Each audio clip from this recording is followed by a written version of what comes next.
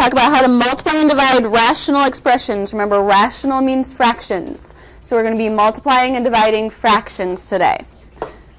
I really want to emphasize this point because sadly, no matter how much I emphasize it, some of you might still make this mistake when we come around to the test. So I really want to emphasize it so that hopefully you can all do this right. You cannot cancel in a fraction if there's addition and subtraction. You can only cancel multiplication in a fraction.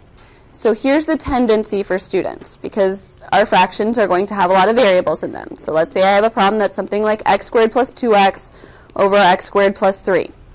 A lot of students are like, awesome, there we go. X squared is gone, and I get 2x over 3. That doesn't work, and I'll show you that it doesn't work with numbers. So let's say that I had 100 plus 4 over 5 plus 1. Okay. It is rare that a student would try this, but we could say 5 goes into 100 and reduce that and get 20. So give 24 over 1, which is 24. That is not the same thing as 104 over 6. Okay. 104 divided by 6 is not 24. So that means it doesn't work. If it doesn't work with numbers, it doesn't work with letters because letters are just representations of numbers. X stands for a number. So if it doesn't work for numbers, it doesn't work for X. You cannot cancel off a portion of an addition and subtraction in a fraction. Okay? So what that means is when our questions ask us to simplify this, we cannot just go and start canceling off X's and 4's. Okay? It is very tempting to do so, but it doesn't work. Okay? So what we need to do is turn this addition and subtraction into multiplication. And the way we do that is by factoring. Factoring turns addition and subtraction into multiplication. So we are going to factor the top and factor the bottom. So when we factor the top, we are asking the question what multiplies to be the last number that adds to be the middle number. So what multiplies to make negative 12, that adds to make negative 4. Negative 6 and positive 2 multiply to make negative 12 and add to make negative 4. On the bottom, what could I multiply to get negative 4 that when I add it up will disappear because that one's missing the middle term? Positive 2 and negative 2 will multiply to get negative 4, and if I would add them up, I'd get 0, which is really what's in the middle of that, because I just have the x squared term and the constant term. I'm missing the x term. Then you can cancel a whole group that matches. We're allowed to cancel out multiplication from a fraction, so I can cancel out the whole x plus 2 with the whole x plus 2, but you can't cancel off one part of something added or subtracted. So when we cancel those, we're left with x minus 6 over x minus 2. And that's done. A lot of students will remember, oh, I see this problem. Okay, I'm supposed to factor. And then they'll do that, and they'll get to here and go, oh, look, the x's go. Oh, and I get 3. Okay? So remember at the beginning, also remember at the end. We still cannot cancel out part of an adding or subtracting. So we can't cancel those x's. We can't reduce the 6 and the 2. You can only cancel if you're canceling a whole group. Questions?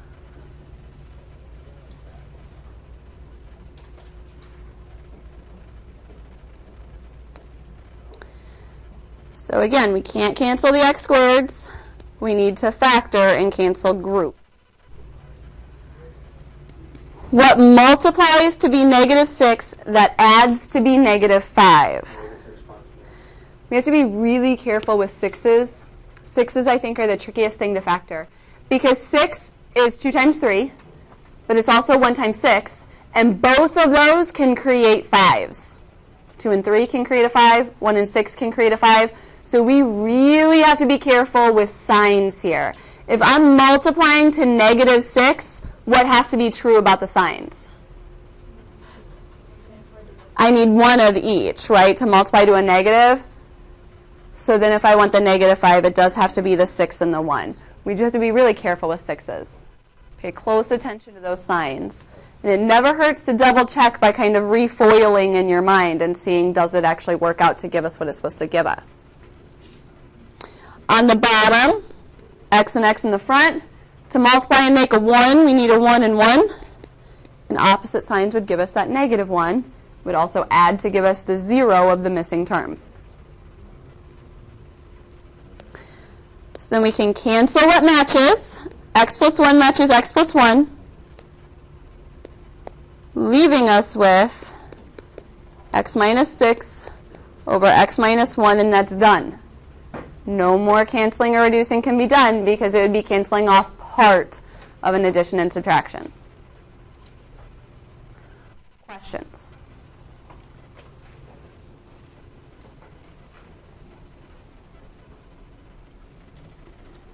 When we multiply fractions, we multiply the tops together and multiply the bottoms together.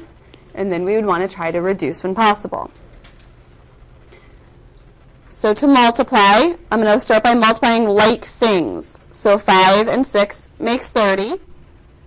X squared and x to the third makes x to the fifth. We add exponents when we're multiplying. Y and y squared makes y to the third. Then on the bottom, 2 and 10 give 20. There's just an x. Y to the third and y to the first give y to the fourth. Then because there's no adding or subtracting here, we can reduce this. So we're going to reduce stuff that matches. So 30 and 20 leave us with 3 and 2 when we reduce by 10. X to the fifth over x reduces to leave what where? X to the fourth on top. You can cancel out one of those x's and it would leave 4 of them left over on top. Y to the third and y to the fourth cancel to leave what where? Just one y on the bottom. So when we write out again what's left over, I have a 3 and x to the fourth on the top, a 2 and a y on bottom. So multiply together the top stuff, multiply together the bottom stuff, and then cancel out each part that can be canceled. And that's the final answer for that one.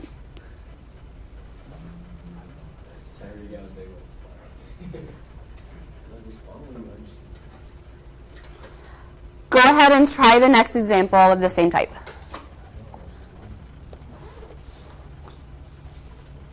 Okay, so we begin by multiplying stuff on the top, giving 60 x to the fifth, y to the seventh, adding exponents when we multiply. On the bottom, 36 x squared and y to the fourth. Then cancel item by item. 36 and 60 both divide by 12 to leave 5 over 3. X to the fifth, canceling out 2 of those would leave x to the third on top. And y to the seventh, getting rid of 4 of them, would leave y to the third on top. So when we write out what remains, we have 5 x cubed and y cubed all on top, and on the bottom all that's left was the 3. Questions?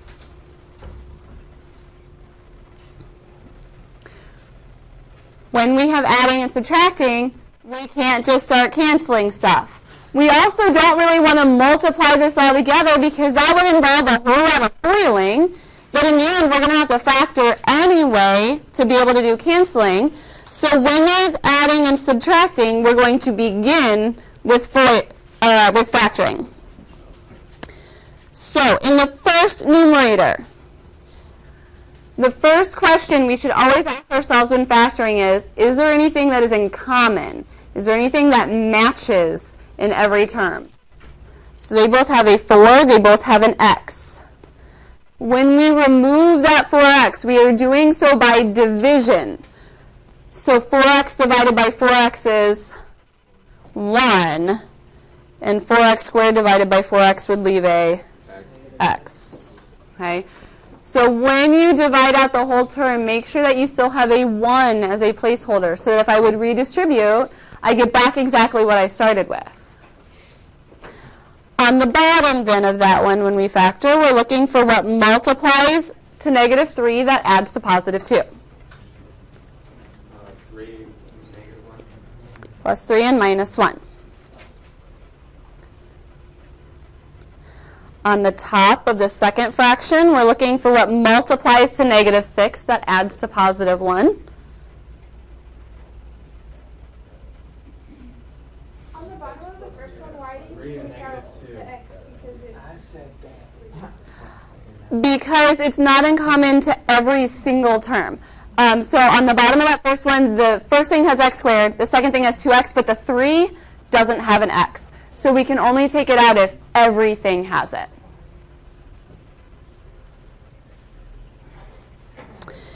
Then the bottom of that second fraction is just one thing. There's no factoring that can be done when there's no adding or subtracting. So that 4x is just going to hang out.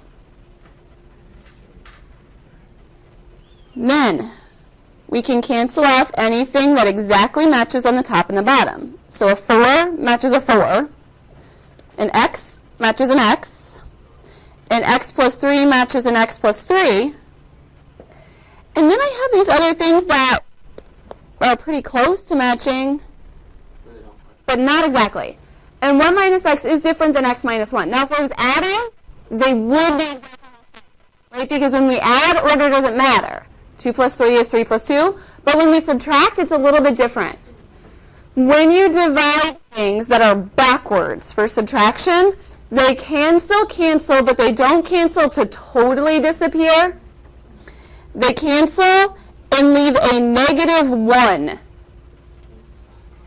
How does that happen? I can show you with numbers that it always works, picking any two random numbers. If I do 7 minus 4 and 4 minus 7, I get 3 over negative 3, which is negative 1. And there's nothing special about those numbers. It'll always just divide to give a negative 1. Algebraically, what's happening is if I have 1 minus x and x minus 1, I could think about factoring out a negative here, which would make it negative 1 plus x, which now makes it exactly match what's on the bottom. It's just written backwards, but they're both still a positive x and a negative 1. So they would cancel and leave that negative that's there.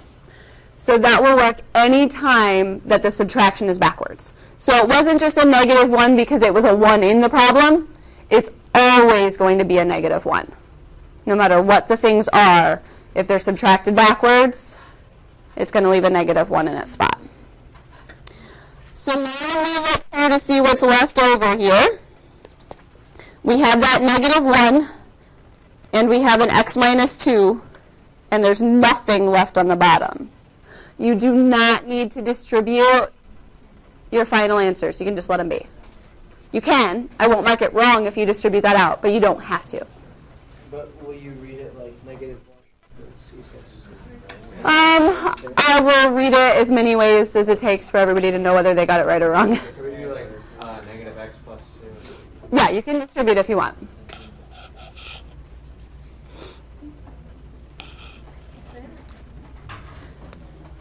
Okay, so we are going to begin by factoring each part.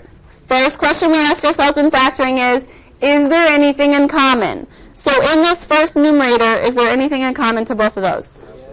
A 3 and an x. If I take out a 3 and an x, it leaves a 1 as that placeholder, and 9x squared. We want to factor completely. That means if we can go further, we need to go further. Does that go further? Yeah. The fact that I'm asking should probably clue you to the fact that it does go further. What do I multiply to get 1? 1 and 1. What can I multiply to get 9x squared? 3x and 3x. And if I do 1 as positive and 1 as negative, that would give me the negative that I need and the missing middle term. So when you are subtracting two things and they both have square roots, you need to factor that all the way down. The bottom here is factorable. It's a little bit trickier because of that 3 in the front. Thankfully, 3 is a prime number though, so 3x times x, we don't really have any options. That's the only way to multiply and get 3x squared. Also, thankfully, 1 is a prime number. The only way to multiply and get 1 is 1 and 1. Now, to figure out how signs work, we need to think about that this is backwards foiling. So if I would do my outsides and insides, they should make up the negative 2x. So negative 2x should be a negative 3x plus 1. So I need a negative on the term that's making the 3 and a positive on the part that's making the 1. So when you have that front value in front of the x squared, it's always a good idea to kind of double check the FOIL and make sure that it would work back to being the same thing. We have the same thing happen on the top of the next one, so we'll get some more practice here. The only way to multiply with 3x squared is a 3x and an x. The only way to multiply to a 1 is a 1 and a 1. And then if I think about outsides and insides, those need to make up a negative 4. So what do I need to do? Make them both positive or both negative. Make them both negative. So the outsides give a negative 3x, the insides give a negative 1x, so together that gives a negative 4x. Also, then they multiply to give the positive 1 that we need. The bottom has just one thing, so no factoring can be done there. It just hangs out. So now we're ready to start looking for stuff that matches that we can get rid of. 3 matches 3. X matches X. 1 plus 3x does match 3x plus 1 because adding, it doesn't matter what order you do it in. It's commutative, to use a word from the very first week of school. X minus 1 matches X minus 1. Those other two things backwards match, but since they're both on top, they can't cancel. If one was on top and one was on bottom, then that would cancel to give the negative 1 like we talked about in the last problem. But since they're both on top, they can't cancel each other. And we'll just leave our answer right there. Okay? You could FOIL it out. You don't have to. When I read the answers, I'm going to read it in this form, so it's really just kind of extra work for everybody if you do choose to FOIL it out. It's not wrong. It's just unnecessary. I get everything except for how you got very first thing, the 3x, 1 minus 9x. The very first numerator, the first step of factoring was looking for what's in common. So since 3 and 27 both divide by 3, I took a 3 out front. And since they both have at least one x, I took an x out front. And that's a division when we take it out front. So then 3x divided by 3x leaves 1. 27 divided by 3 leaves 9. And the x cubed would leave an x squared. So that if we distribute back, we should end up with exactly what we started with. Yeah. It's dividing out what matches. So they both divide by 3, and they both have an x.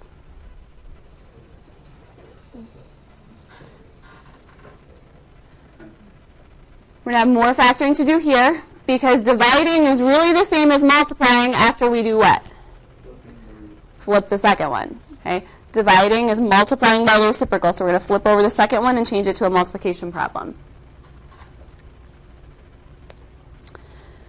So we begin by just rewriting this as flip over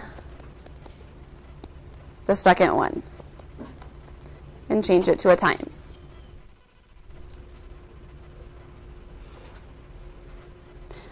Then this becomes just like our last problems, and we need to factor and look for what matches. So 5x is just one thing. Can't do anything there. 3x minus 12. Is anything able to be divided out of there? 3. 3 and 12 both divide by 3. So we're going to take a 3 out by division. So 3x divided by 3 is x. And 12 divided by 3 is 4. So when we take something out front, we're saying that it matches in every term, and we're dividing it out of those terms. And what's left over goes in parentheses. For the top of the second one, x's will go in the front. What multiplies to 8, that adds to negative 6?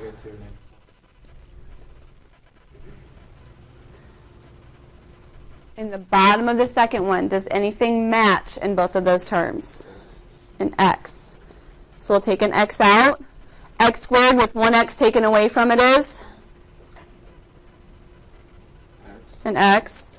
And 2x with the x taken out of it is? 2.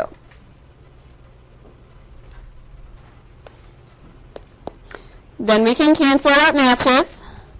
So I've got an x that matches an x. An x minus 4 matches an x minus 4. An x minus 2 matches an x minus 2. And after the carnage, all that remains is a 5 and 3.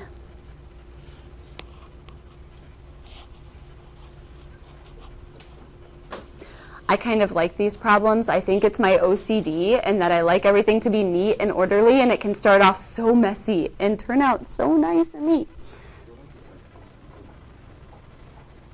Our last problem combines multiplication and division.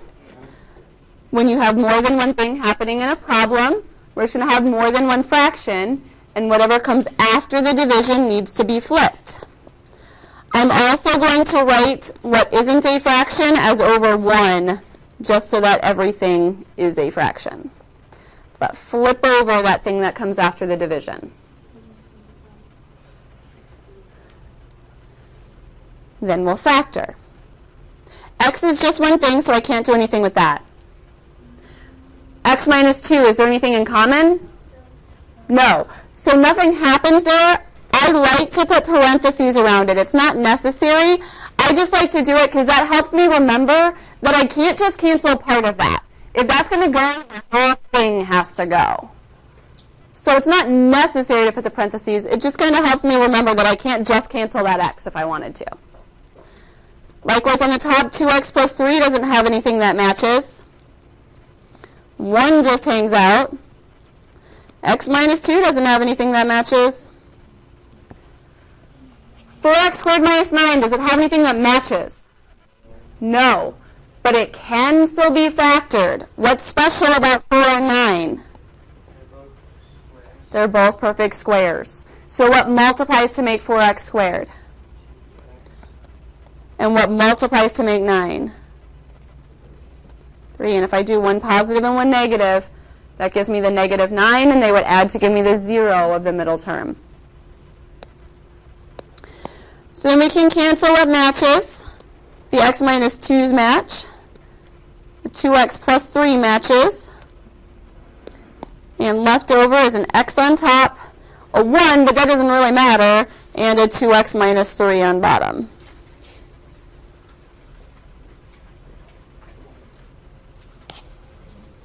Questions?